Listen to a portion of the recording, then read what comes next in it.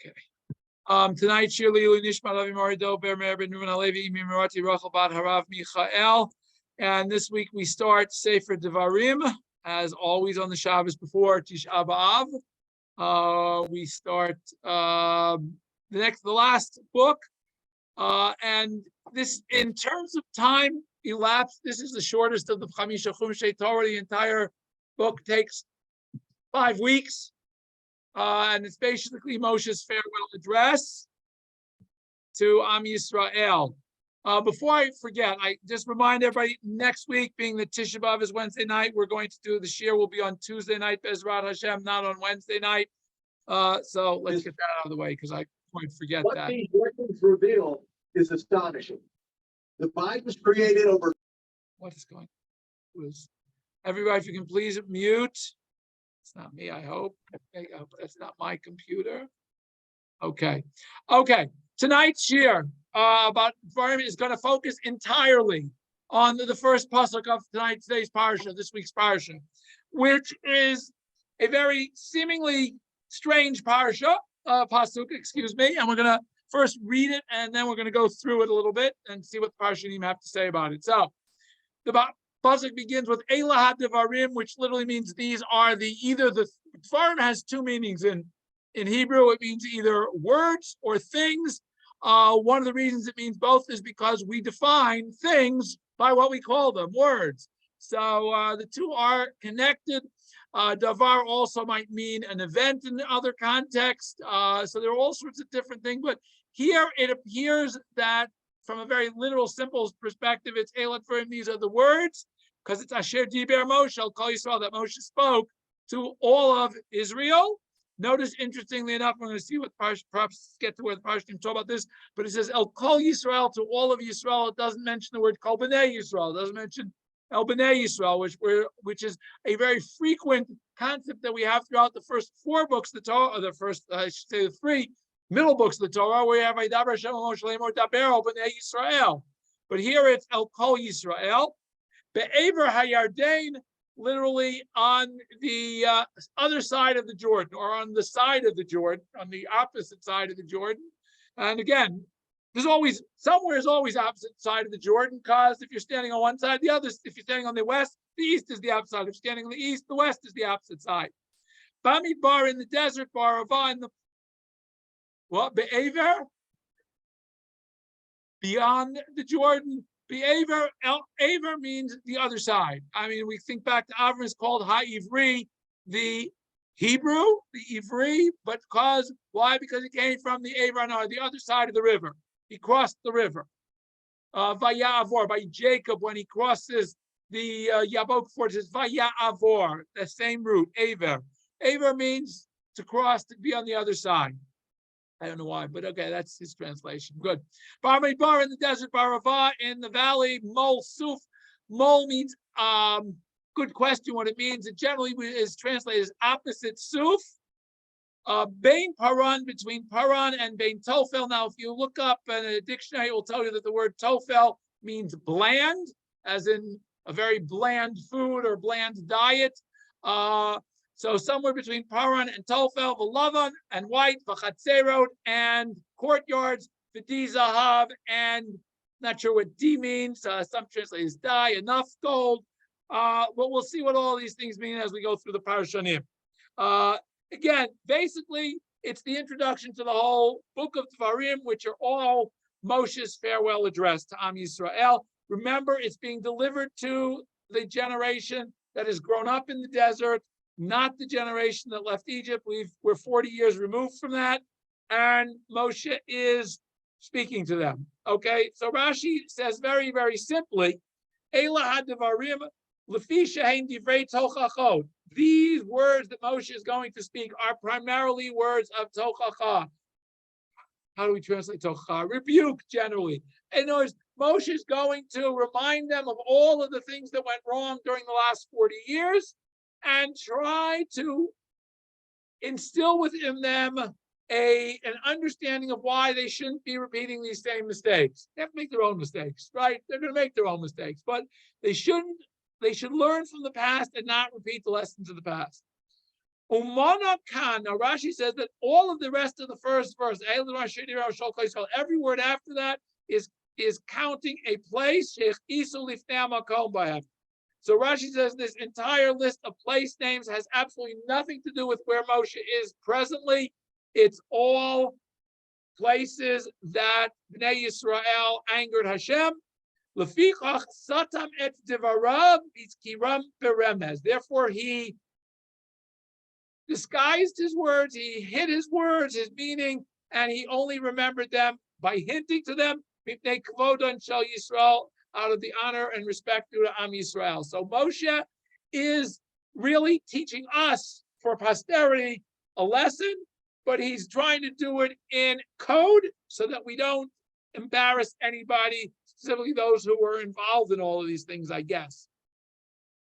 All right, now Rashi, again, as I said, there were two issues here. One is the list of all these places where he is. Second is this concept of El Kol Yisrael. Who is he talking to is the question.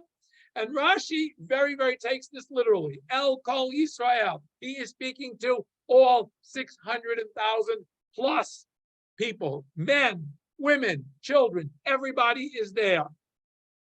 And why does Rashi say Moshe has to speak to all of them? He's very simply.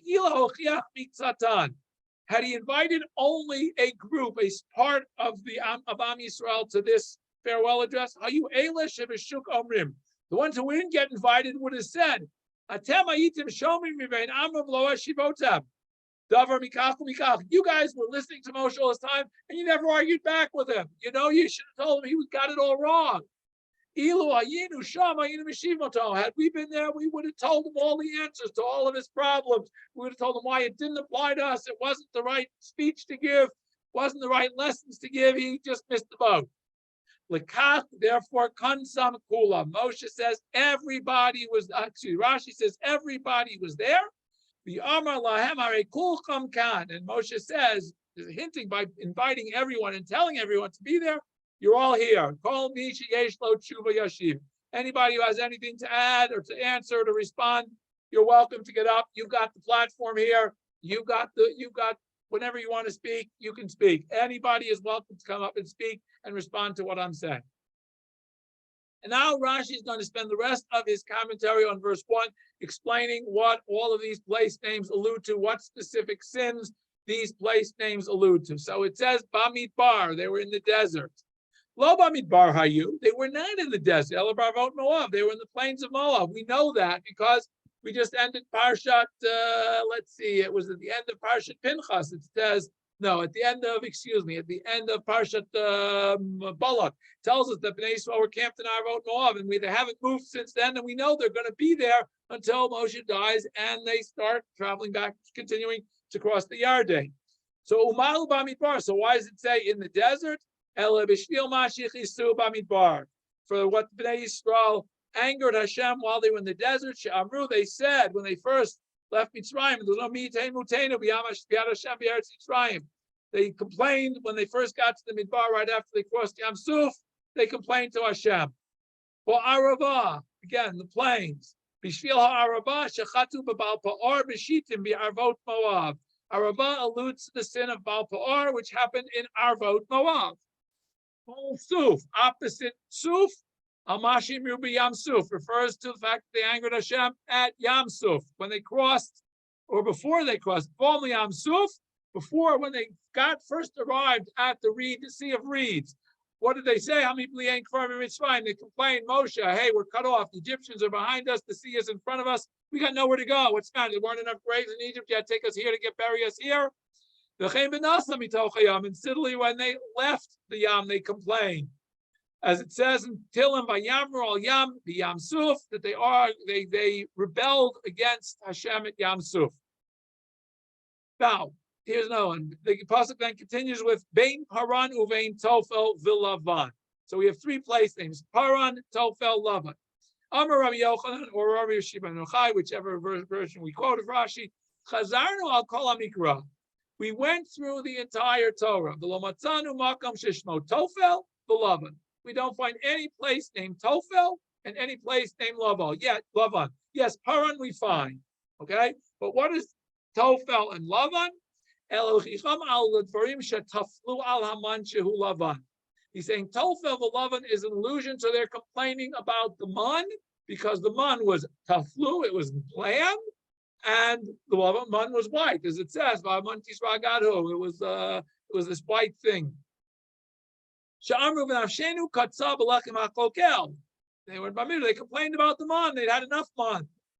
And by the way, going back to now, Rashi goes back to the beginning of this phrase of Bein Paran. What was Paran?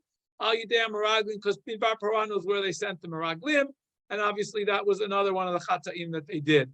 That, by the way, if you go through the rest of the reading of this week's parsha, there is a significant section dedicated by Moshe to the Chet HaMeraglim, which even before he talks about Chet HaEgel, he talks about Chet HaMeraglim, primarily because he's talking to this generation that's poised to go into Eretz Yisrael, which is exactly where the Chet HaMeraglim happened. They were poised to go into Eretz Yisrael, and they missed the boat.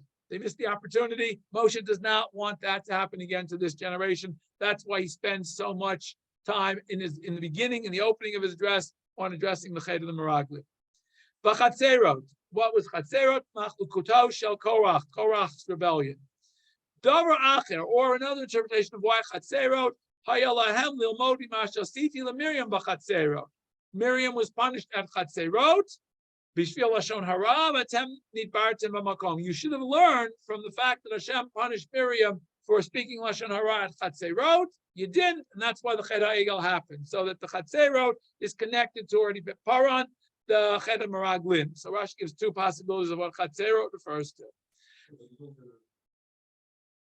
A little bit out of order, but yes. Again, there's no order, specifically order to the things. Moshe is just going through the different things. So as I said, not necessarily that these are intended specifically for that reason, but this is what why Rashi goes and puts them. Rashi has to find something that each of these alludes to, and he's quoting Midrashim here. The Dei Zahav. What is Dei Zahav? Hochichan al ha'egel. Now here he finally at the end he gets a Chet HaEgel, which chronologically is before all of this stuff. So, but again, it's at the end. She'asu, that they made the Egel. Why did they make the Egel? We still rove Zahav Shayalem. They got too much. They had too much gold on their hands. They had nothing to do with it, so they made this Egel. Shenemar v'chesif hirbeiti la v'zav asulabal. And again, he brings a pasuk from the Navi Hosea, where again, too much wealth, you find other things to do with it. You find ways to waste the money. And here again, Lasulabal, in the case of Hosea, they used it for idolatry. So he gives that as an example. Now that's Rashi's pshat. Rashi goes through and says the first pasuk has absolutely nothing to do with where they were, absolutely nothing to do with where they with what any geographic locations, but they're all allusions to places. They're all allusions to places, but they're allusions to places that they sin, not necessarily the name of the place, the sin, but to the sin itself in general.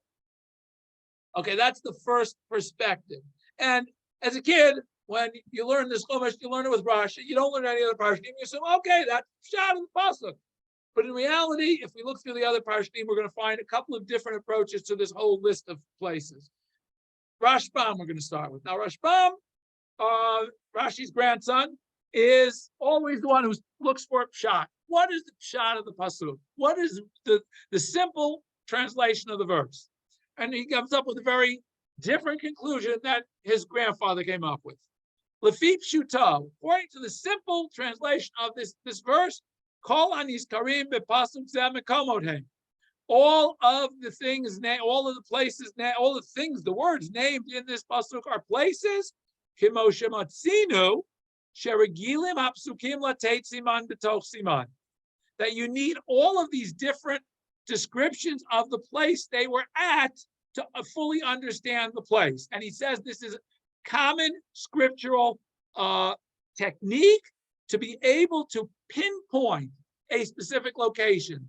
What he's trying to say is that by listing all of this thing in pasuk Aleph, basically Moshe is giving Bnei Yisrael a crosshair exactly where they were located.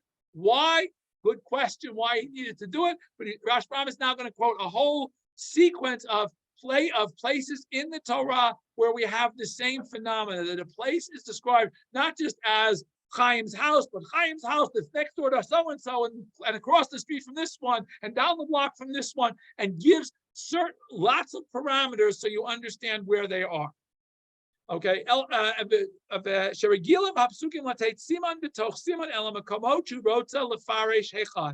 When the Torah wants to explain where a place is, it doesn't only use political designations, it has to use political and geographical designations, and it tries to use ones that it hopes aren't going to change over time. Okay, now he's going to give a number of examples. For example, in Lech Lecha, when Avram arrives in Eretz Yisrael, it says he places his tent Mikedem LeBeit El, to the east of Beit El, Vayet Allah, that's where he pitches his tent. And then it continues and says Beit El Miyam, that Beit El was to the west, Be'ai Mikedem, and I was to the east of where he was. So again, it gives more than one designation of the place. In Parshat Beshalach, it says, when Yisrael are leaving Egypt, it says that when Hashem tells Moshe that they should travel backwards toward Paro and his army that are approaching them, it says V'yashuva, they have to go back. V'yachanu lifnei Piachirot, they should camp before Piachirot. Okay, that's enough. You would say, okay, we know what Piachirot is. No. Bein Migdal uvein Hayam lifnei Baal Tzafon. It gives three more designations between Migdal and Miyam and before Baal Tzafon. Similarly, in the book of Shoftim, Nechag Lashem B'Shiloh, where is Yamim Yamima? Periodically there was a Chag in Shiloh. Where is Shiloh? Hashem Yitzfon LeBeit El, which is Mizrach Hashem Mesilat Ha'alami Beit El. It was, again, it gives all these different markings for where it is. The Chol Shekain, and certainly here, Rashbam wants to say, Tzorech Lefarish Hechon Nemra Mitzvot. We need to understand where Bnei Yisrael were when they received these mitzvot, because Moshe in Sefer Devarim is going to give a whole litany of mitzvot. Sefer Devarim has more mitzvot than any other single book of the Torah, and they're all going to. And Moshe is going to go through these all. Just like at the beginning of Book of Bamidbar, it says that Hashem spoke to Moshe Midbar Sinai, gave him all these mitzvot. In the first mitzvot that Moshe is given is Be'eretz Mitzrayim, HaChodesh Hazeh. Moshe Sinai, speaks about Har Sinai, Ba'arvot Moav, etc. Again, all of these different times that Moshe is taught halachot, there are times when it tells us where we are. Afkan says Siman mitoch Siman. So here too, it gives a whole list of designations for where they are, so they should understand exactly and precisely where they were. And later on, Moshe is going to do a similar thing in a few prakim later, after he's finished his opening words of Tochacha, which take Sefer Parshat Devarim and the beginning of Parshat V'etchanan. Then before he begins with Yaseret HaDibrot, he's going to again, and which begins the section on mitzvot, he's going to again say, Ela Hidot V'Achukim HaMishpatim Asher Diber Moshe Kol Yisrael, and again goes to a similar group of geographic markers. Be'ever Hayardain, Bagai, Mul Beit Pa'or, Be'eretz Yichol Melech HaMori. So we see that the Torah has a precedent for this type of activity. Now Rashbam is now going to explain how each of these things that Rashi just explains refers to a specific chait. Rashbam is now going to explain how each of those has a reference to help us pinpoint where they are right now. Why Be'ever Hayardain? Because it'll be Be'ever Hayardain. There were two Ever Hayardains. There's the East Bank and the West Bank. Midbar, where were they? Which Ever Hayardain? They were on the side of the Midbar. The Oto Ever Hayardain, Chulitzad Midbar Shayubo Yisrael Mem Shana. They were on the side of the Jordan that they just spent the last 40 years in, which we know is the east side. Despite the fact that we would think, wait, they left Egypt, they were on the west of the Jordan. When did they get to the east of the Jordan? Whole different story about where Har Sinai really is. Don't want to get into that right now. We'll talk about that offline if you're interested. Where they were now is called the other side of the Jordan if you're living in Israel. And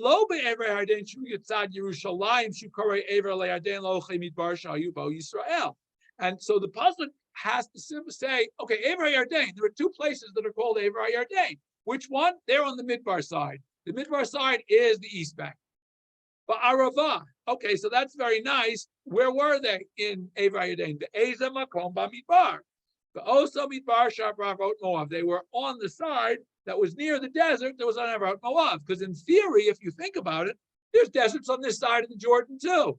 So there's deserts on both sides of the Jordan. So the fact that it's near the desert on one side of the Jordan still hasn't really given a full, precise location. So now we have to add Barava, which is what Arvot Moab. Okay, Mol Suf.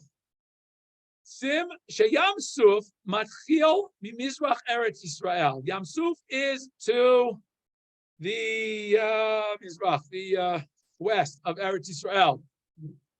No, Mizrach is east, Israel. Right, of course. Begins. My Yam Suf is saying that the end of Yam Suf, the far end of Yam Suf, right? So the far end of Yam Suf is east of the eastern border of Eretz Yisrael. Thank you. You're right. Shenemar. He's talking about Aqaba, southern. Again, where does the Red Sea go to? If we say that Yam Suf is the Red Sea, or what I was used to call the Reed Sea, whatever, it empties into Persian Gulf, ultimately on well past the Gulf of Aqaba. Okay, the far end of no, the north end is Suez. I'm saying the east end. The east end is far east of where Eretz Yisrael ends. As the pasuk says, that the border of Eretz Yisrael goes from Yam Suf to Yam Plishtim. Kilomar mimizrach ad marav, from east to west. V'hu Yam HaMelech. So now he's saying that Yam Suf may be Yam HaMelech. So the big bull, Karen Yisrach Interomi. If you look at the southeast corner of Eretz Yisrael, or the borders that are given in Parshat Maseh, you'll find it's Yam HaMelech, the southern tip of Yam HaMelech, Aqaba. Okay? It gets a lot, excuse me. It gets the Gulf of Aqaba. Today it doesn't, but perhaps then it did. I don't know. But in its natural, before the destruction of Sodom, probably it did. That's where it emptied out. The Jordan runs down to the Yam HaMelech, which runs down to the Gulf of Aqaba. If you look at the way the map goes, but it doesn't get there today. Why? Because when Sodom was destroyed, it got blocked off. That's one explanation. That's only my explanation. I don't know what the geologists have to say about it, but that's fine. Why suddenly Sodom, that was the most fertile place in Eretz Yisrael, suddenly became the desert. Had to do with what happened in Sodom. All right. That's right. Okay. The God parshat of Moab. So the portion of, in other words, the Gulf of Aqaba, which is southern part or an extension perhaps of the Red Sea, or the eastern part of the Red Sea, is near Arvot Moab. That's why it says Mol Suf. Opposite the Yam Suf, you go opposite the Yam Suf, that's talking about where they were. Bein Paran uvein Tofel. Now again, he doesn't say where Paran and Tofel was, but he says, "Come on, Ben Beit El uvein Ha'ai," like we had with Avram when he pitched his tent. Said between Beit El uvein Ha'ai. So again, it gives you if you know it's in this location, it pinpoints it. Now he gets to now Rashbam, like Rashi, runs into these words that we have problems with. Lavan Chatzerot Dizahav. Chatzerot. Okay, we've had a place called Chatzerot, but Lavan and Dizahav. Now Rashbam says, "Hakol mekamot lefi pshuto." These are all place names according to the simple explanation. Even though Rashi just gave us what they all referred to, Rashbam says these must be place names that are lost to us today, that we don't know now. Perhaps they knew them then. We don't know where they are now, so it doesn't really help us.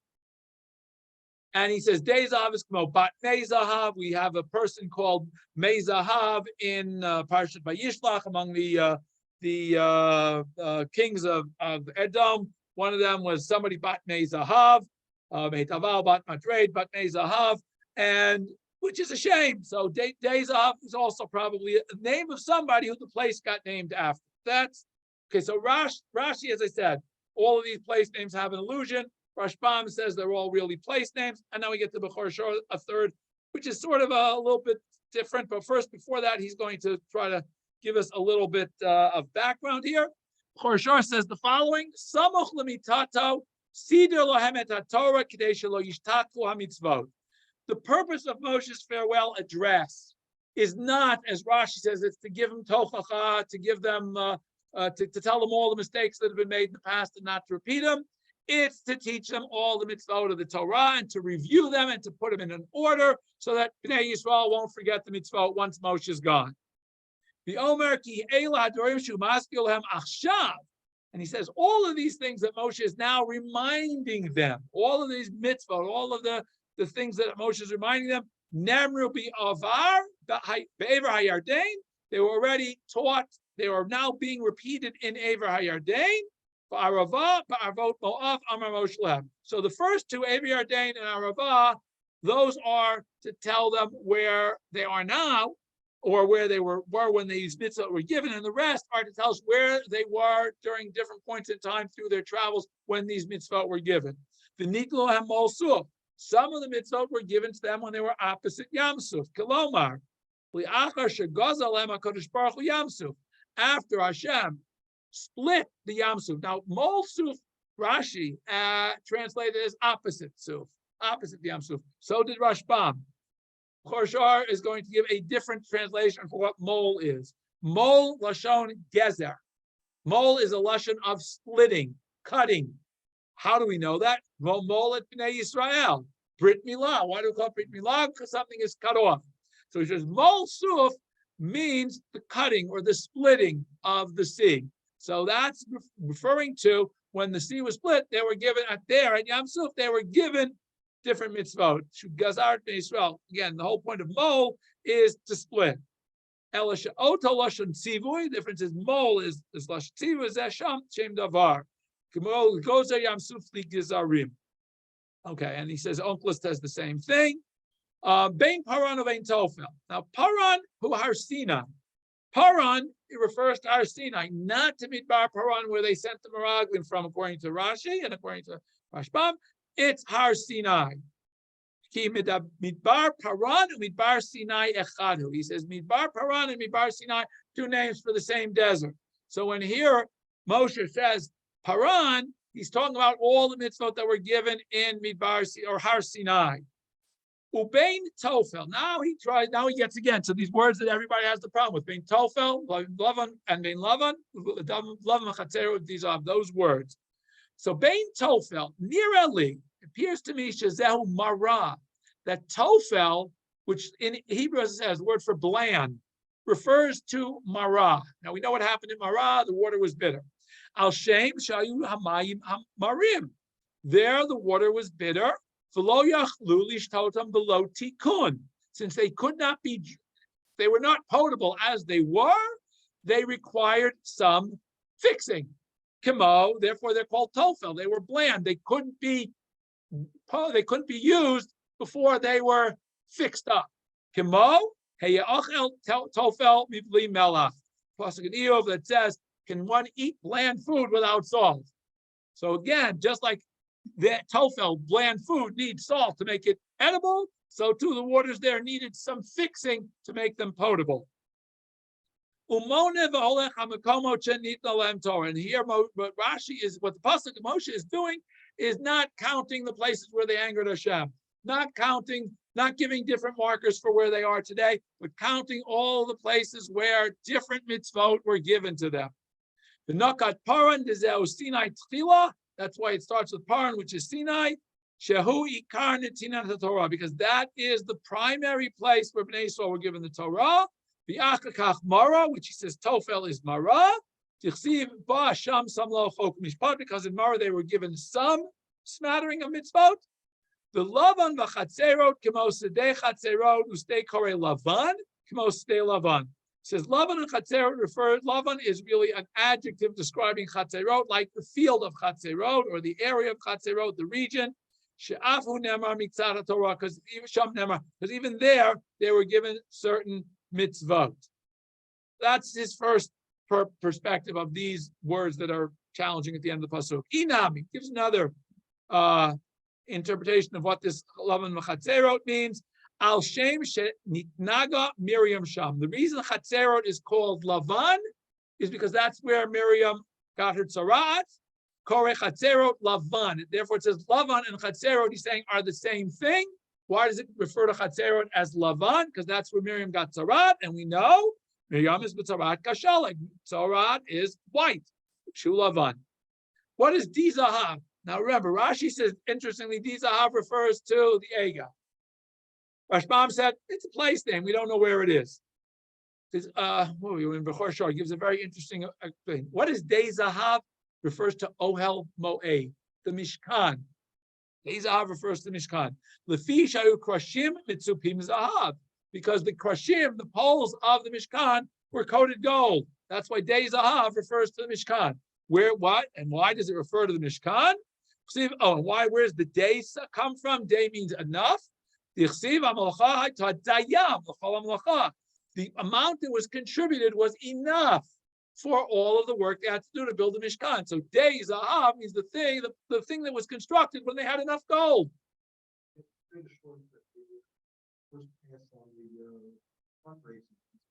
That's right. The first pass on the fundraising was complete, but the point he's saying is that we know that as I've said many times before. So the only fundraising campaign in history where they had to turn people away and say, no, we're not taking your money. That's a different story. But the point is, what Bechor Shor is saying, that Dei Zahav, enough gold, refers to the Mishkan. The Korela is Dei Zahav. That's why it calls it Dei Zahav. The Shamnami Nitna Torah. Many of the mitzvot are given there. The whole poet Kohanim, the whole book of Vayikra begins that Hashem speaks to Moshe and Moed. The Siva Sham Kol HaKarbanot. And Moshe is giving a list of all of the places that are the original places where they got all these mitzvot that he is now going to put in order and place before them. Okay, and the Torah was given in many places. Then he goes on a whole different thing. I'm going to skip the rest of this because that's the relevant part. Now, Chizkuni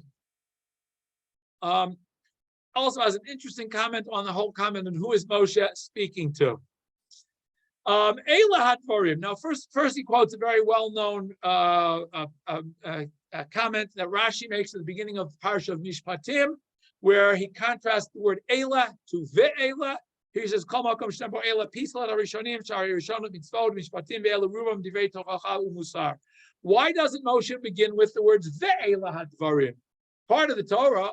And Chizkuni says, if you go back, everything up till now has been teaching us the mitzvot, telling us about what's going on. Now Moshe is coming to rebuke all of Am Yisrael for all the things they did wrong. So it's Eilad Vern. This is a new beginning. It's not a continuation of what's come before.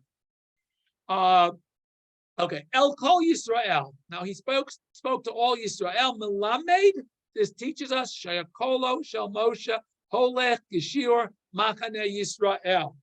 Moshe's voice was able to project the entire across the entire camp of Am Yisrael, which is according to the Gemara, it's like 12 mil by 12 mil, something like I don't know, 100 square kilometer area that he was able to cover with his voice. That's how well Moshe's voice carried.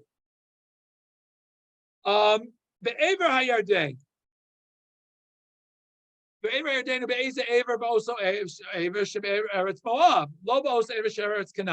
he goes through very similar now to Bechor Shor in terms of explaining all the place names, that he's on the Ever Yarden. He has to explain which side. He's on the side that's near Moab, not the side that's in Eretz Yisrael. Bamidbar ba'arava, kolomar. Devarim ela shediber Moshe be'Ever Hayarden, kavar diber Moshe otam aleim b'makomot shebefaresh. Very, very similar now to what Bechor Shor said, that Moshe is now telling him, here we are here in Ever Yarden in Eretz Moab. But all these other place names that I'm going to refer are telling you where we had all these mitzvot taught. And that is Chizkuni. Okay. Now wait a second. Where am I here? Okay. All right. Now we go to Klei Yakar. Klei Yakar is not going to really go into the whole place name stuff. So we've had already a couple of opinions of that, but he is going to discuss a little bit about this whole first pasuk, and I thought he has some very interesting insights. So I wanted to share some of them with us as we go ahead. First is, who's he talking to? We've had already a couple of opinions. that Moshe is talking to everybody. Rashi gives his reason why. Kuni explained how he was able to talk to everybody at the same time. Kliakar says the following. Lo matzinu b'chol hamikra sheMoshe daber al kol Yisrael ke'echad. We don't find anywhere else in the Torah that Moshe speaks to everybody together, simultaneously. Is it even physically possible for somebody to speak to so many people at one time? I mean, it's a little bit hard. Imagine you got 600,000 people spread over an area. That's 600,000 male. You've got 3 million. I don't know, 2, 3, 4 million people. I have no idea how many people they have when you add all the children and women in. I have no idea how many people you got. A large group. They're spread out over. I mean, if you think about it, they would fill up probably the whole Yerushalayim, at least a significant portion thereof. Certainly the whole old city, between the walls. And you got to be able to speak to all them without a loudspeaker. No amplification allowed. Similarly, he says, and we also don't find this kind of language, El Kol Yisrael, anywhere else in the Torah. Kiyim kan parshat Hakel. The only other place we have it mentioned is in here and Hakel, where Moshe has to speak to everybody. The other place we have is in Kedoshim. It says Daber al kol dat bnei Yisrael. There it says speak to the old Eidah. It doesn't just say El Kol Yisrael. It says kol dat bnei Yisrael. So who are the Eidah? Good question. But here, by Hakel, it says Tikwar Torah zot neged kol Yisrael b'yaz nehem. You have to read the whole Torah opposite all Yisrael b'yaz nehem. It has to enter their ears. The Amru Chazal, and when the Gemara tells us Soda Shayakore Hamelach min Elat Vrim Vahola, that this parsha is what is where the parsha, the mitzvah of Hakel begins with Elad Varim. We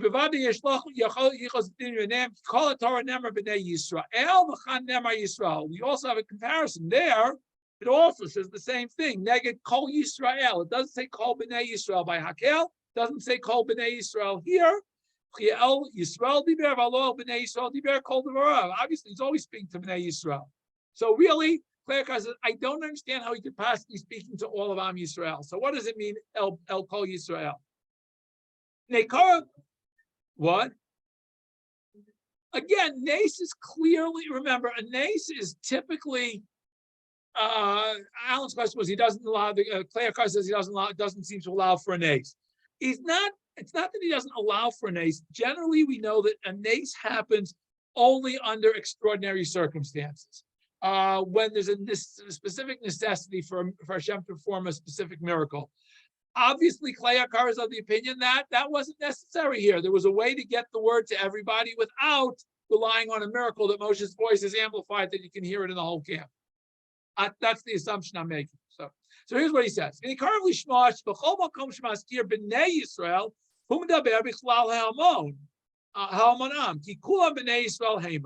When it says El B'nai Yisrael, it's referring to everybody.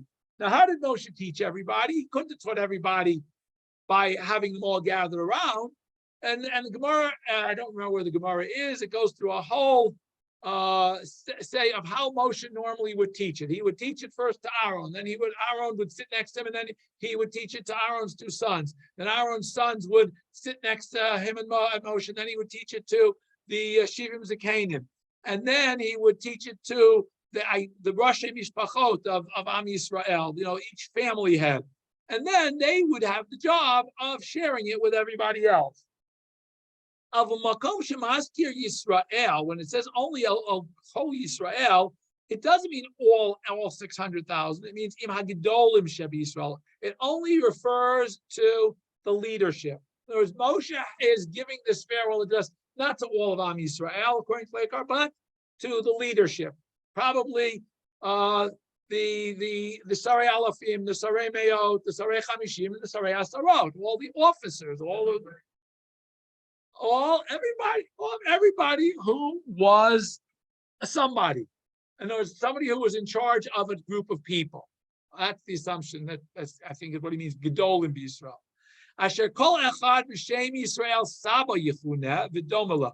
Because each of these great leaders was somebody who could be called Yisrael after Yaakov, their ancestor, and is similar to Yaakov in that he's a leader of presumably a family clan or some group of people or group of family clans.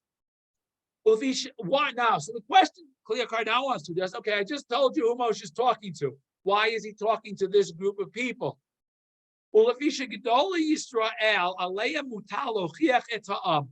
the job of the leaders of Bnei Yisrael is, in addition to leading, is to keep Bnei Yisrael in a straight and narrow by reminding them and telling them what they're doing wrong and giving them, feedback. Hey, you haven't got this right yet. Let's fix it. And if the leaders do not properly exhort the people to fix their ways when they're not going in the right path, azai ashmat ha'am teluya bahem. The sins of the people, even though everybody's responsible for their own sins, I want you to think he's absolving the masses from sinning and saying, oh, it's all the leaders' fault. What it means is they are responsible. Even they might be perfect and never have sinned. If they don't rebuke the people under them who are sinning, who they are responsible for, who they have the ability to impact, and they don't do it, they're going to be held responsible for those people's sins. Great, you might be free of sin perfectly, but if the people you're supposed to be leading are sinning and you're not correcting them, you are culpable for their sins also. Not that they're exempt. You have partial culpability. And just like, you can get lots of merit by sharing, by having a group of people who you lead do a big mitzvah, so too, those people who are doing Averot and you're not fixing them and helping them, all you need is a little bit of each Avera, and it adds up very quickly. Power of the masses. Al Kain, therefore, Zarzam Moshe Alzeh. Moshe exhorts them that they have to remember their responsibility. You're a leader, you got this responsibility.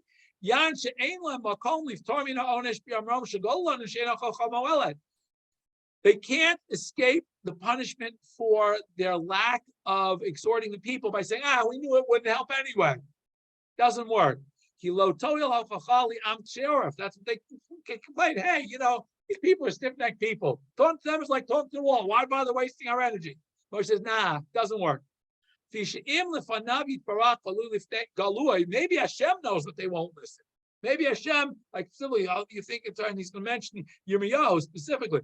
Okay, I know they're not going to listen. Like with Paro, Hashem knew Paro wasn't going to listen, but Moshe still had to go and deliver the message. Same thing here. Lifneihem migalui. No, who told you, the leadership, that they're not going to listen? Yeah, maybe Hashem knows they're not going to listen. Maybe the Navi might know they're not going to listen, but you have to deliver the message. It's not your job to say, they're not going to listen. You've got to deliver the message. V'chein hashimem hanavi, and that's exactly what he says. The Navi, Yirmiyahu says, V'acharei lo yo'ilu halachu, shetalu ha'eder atofacha b'tanat shelo yo'il lahem ki lo avu shmoa. That everybody else, all the leaders complain, I'm not going to talk to them because I know they're not going to listen.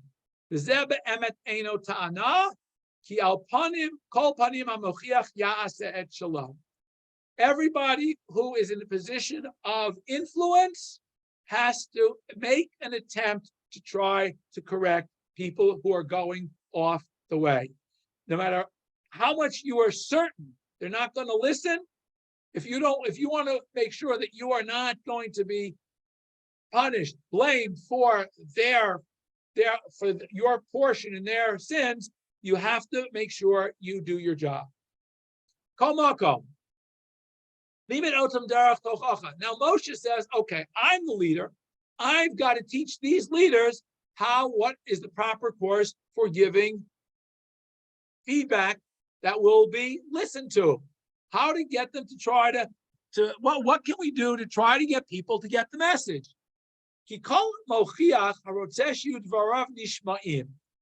First rule, he says, if you want your words to be listened to, and they're not going to immediately say, leave me alone, nonsense, I don't have to fix anything.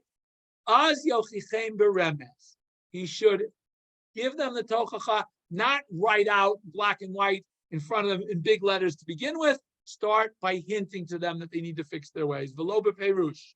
Be'ofan shelo yavim devara, in a way that his words won't necessarily be understood or misunderstood, but the only ones who will understand them,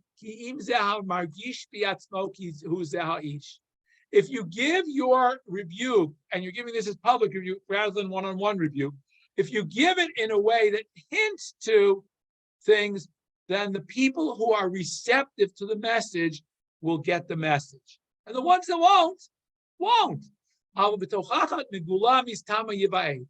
Even if you give open rebuke to the whole congregation, to everybody, they're gonna kick back. Therefore Hashem says to Moshe, Shenikra Torah Zot, Hema Divrei Musar Shebeparshazu, that Moshe should read this Torah. That's what he says when he reads it. Hakel, he should be reading this Torah, these Divrei Musar, Hema Neged Kol Yisrael, and they should be optional Yisrael every 7 years. Kol Tocha Kahit Barim Kashim, Hamit Nagdim El Kol Yisrael. These words of Tochacha are important for everybody to hear because we need to know them. Now he's going back to Hakel, where the mitzvah is to read it in their ears. Hainu beremes shedoma lemidbar belechisha. Give it to them in a way that they can hear it, like whispering in their ears. Don't publicly embarrass everybody saying, "You bunch of sinners, you've done this terrible thing." No, hint to it by using an appropriate way so that the people will get the message, but they won't be openly embarrassed. The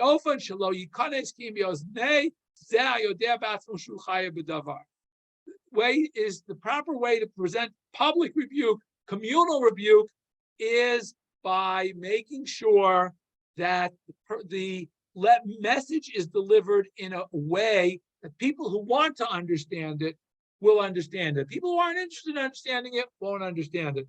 But therefore, you, the person who's supposed to deliver the message, has achieved their goal of delivering the message. This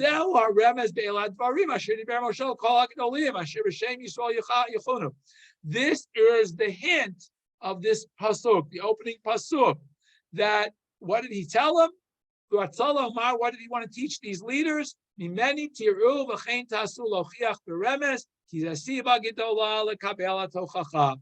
you really want your words to be listened to, give it in words of remez. Don't give it openly. Okay. Now he continues one final thought. When it comes to the people who are great intellect, then you can hint to, because theoretically they are at a higher level of understanding. We're going to see the rest of this parsha. Moshe is going to come right out and tell them all the sins they did. So what is this whole big thing about only the leaders and only hints? What are you talking about, Kliyakar? We know that Moshe is going to lay it on the line with these people, and that's what the rest of this parsha is going to be about. All the things that they messed up, and he's going to tell it very explicitly. Later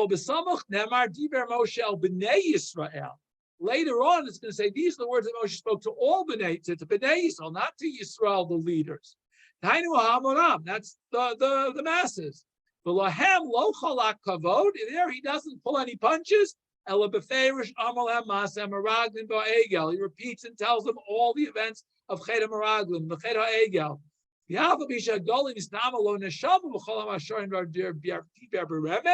And even though, theoretically, the leaders were not the ones who necessarily were involved in each of these things that he hinted to, since the leadership didn't properly correct the people, that's why Moshe says hintingly that they are to blame.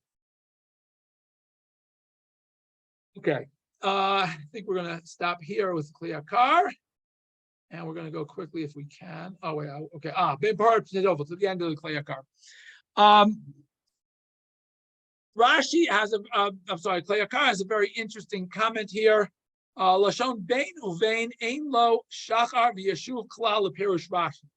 Now Rashi, when he went through the place names, he says Paran refers to this, Tofel refers to this, but he doesn't explain what the words bein Paran uvein Tofel mean. Rashbam explained it; they were geographical markers.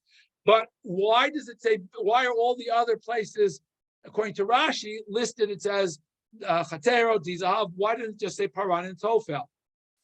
The Od Kasha.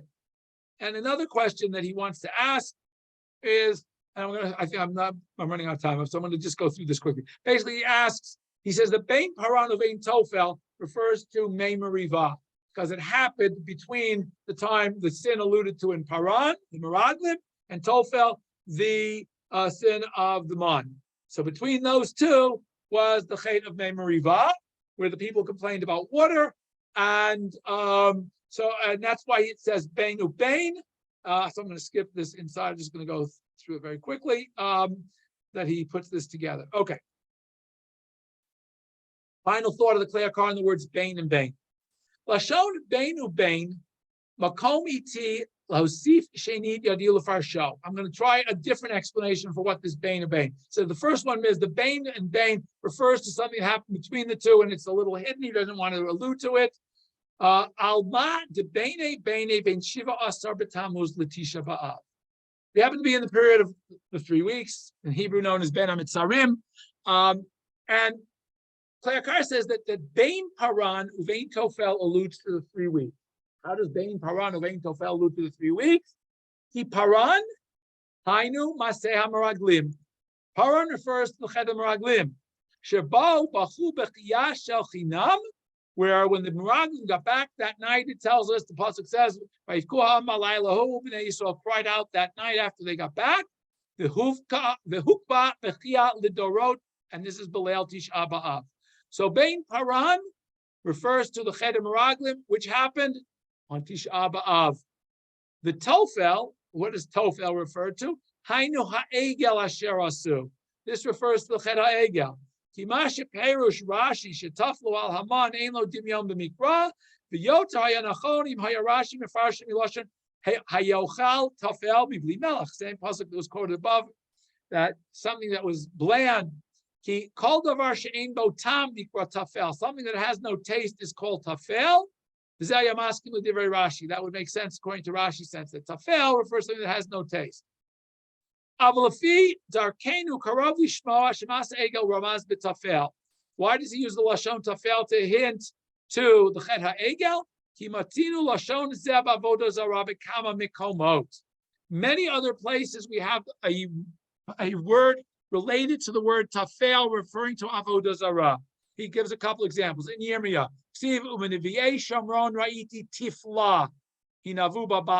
The word tifla refers to the prophets of the Baal. So again, of idolatry.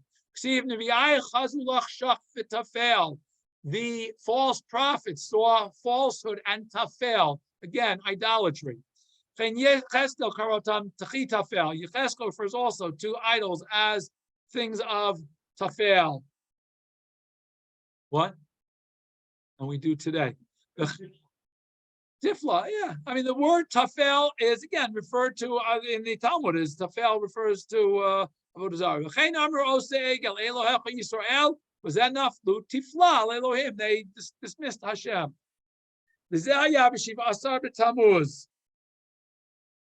And this was on the 17th day of Tammuz. Was when they were worshipped the Egel.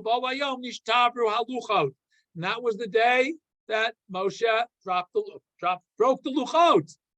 Ubekiyat avanim ela, and interestingly, Klei Hakar adds the shattering of stones that happened on Shivasar B'Tammuz also hukbal l'doro. 17th of Tammuz becomes a day when stones get broken. What do you mean stones get broken? Ki b'Shivasar B'Tammuz hufka chomat ha'ir. That was the day the Romans were able to breach the walls of the city, get into the wall. Obviously, they had to break the walls to get in with their battering rams. Ubein shnei gvulim elu, between these two boundaries of Shivasar B'Tammuz, when the walls are broken into, or the Chet ha'egel happens, and Tisha B'Av, when Chet HaMeraglim happened, and of course the Beit HaMikdash is destroyed. Yisrael rovates Bein HaMishpatayim, where these are days of tsar for us. The Zehu lashon Bein Uvein HaNemar Kan. And that's what is being alluded to here by the words Bein Paran Uvein Tofel. Moshe Nemar, as Yirmiyahu says in the book of Echa, Kol Rod Fe'ah Isigua Bein HaMitzarim. All of those who overtook her, all those who were chasing after Am Yisrael, overtook them, Bein HaMitzarim, literally between the borders. But Bein HaMitzarim is the period we refer to colloquially as what we call the 3 weeks, is called, as I said, Bein HaMitzarim. This is what happened. Bnei Yisrael were downtrodden and did not have the strength to get up. There are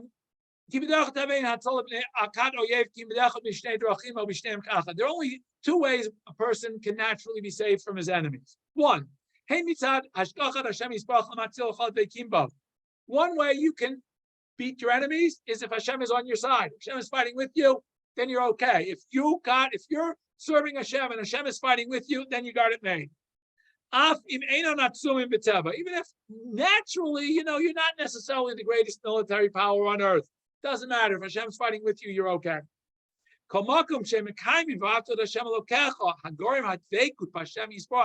If we are living in peace and harmony with each other, which causes us to be close to HaKadosh Baruch Hu, Hashem will save us.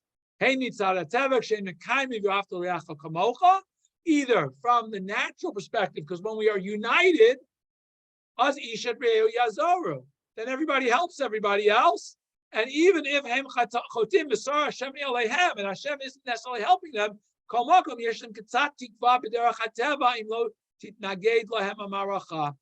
if we are all fighting in this together, then we have a chance naturally to win, even if we're not necessarily on the best terms with HaKadosh Baruch Hu. If we all pull together, unity, the power of unity may be enough in a natural way. Okay, so there are 2 ways he says you can work, either because we got Hashem on our side or because we're fully united. And these 2 times, by Shivas B'Tammuz and Tisha B'Av, Ibdu Yisrael Shneim Ka'achad, we lost both of these qualities. We lost our faith in Hashem and we lost our unity. V'im kain el miya nusul li'ezra. Who are we going to go to help us out? Ki b'shivas b'tammuz she'asva egel bo bayom nazor achor upanu al Hashem yisparach oref. They turned their backs on Hashem on the 17th of Tammuz, on the day that they made the egel. Okay, and on the Tisha B'Av was the Ched Meraglim. Bo bayom nolda minat sinat chinam b'Yisrael. And that was the day that Sinat Chinam enters Eretz Yisrael, enters Bnei Yisrael. Shenemar v'tomru b'sinat Hashem otanu hotzianu mi'Eretz Yisrael, because they said, and Moshe himself repeats this, that Hashem took us out because He hated us, and that creeps in to hating each other. Again, Kleakar adds that why did they say Hashem hates us? This was again they're projecting their hatred on each other, saying that if we hate everybody else, they must hate us, and therefore Hashem must hate us. And so clearly, and it goes on, as they say, you see a lot more to go. I'm going to stop here because I realize how late it is. Time's up. But clearly, the fact of the matter is that, as I said, we always read this parsha before Tisha B'Av during the 3 weeks. It's a time when we have to look at ourselves and be our own rebukers. We have to look not at everybody else, say what's wrong with everybody else, except those we can influence, perhaps, but we have to start with ourselves. And when we are, each of us, take the step to say, hey, what can I do for me to help me become a better person, to help me become closer to Hashem, to help me have more Avat Yisrael and less Sinat Chinam? Then if we can all do that, we can be zocheh to turn Tisha B'Av from a day of mourning into a day of simcha, and we will zocheh to Gula Shleim Meher Yameinu. Thank you all. I apologize for the fact that I went so long, and I open it up for questions, comments, and feedback at this point in time. Anybody? Any comments, questions? Okay. If not, I wish everybody a good rest of the week. Again, just remind everybody that next week